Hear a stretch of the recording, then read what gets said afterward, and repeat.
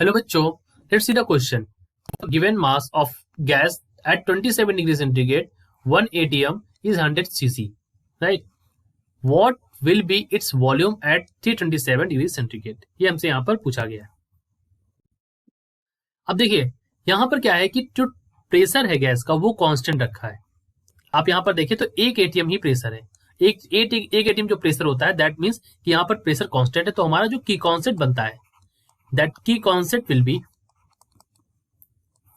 कि if pressure is constant, अगर हमारा P जो है वो कांस्टेंट है then volume is directly proportional to temperature. इसको हम लिख सकते हैं, ये तो हमारा की कॉन्सेप्ट हो गया. So we can write this as V by T is equal to constant, right? Volume by temperature is constant.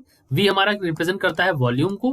Late me also tell you that V represent volume, T represents temperature और P हमारा किसको represent कर रहा है यहाँ पर? P is representing pressure over here, right? So we can write this as V1 by T1 is equal to V2 by T2.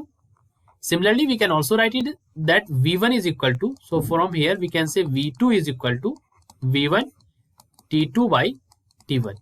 ये हमारी V2 की वैल्यू आ गई.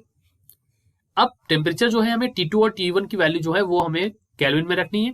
So let me right it that अगर T1 के लिए मैं देखूं तो T1 के लिए 273 है प्लस 27 कर देंगे तो ये हो जाएगा 300 केल्विन.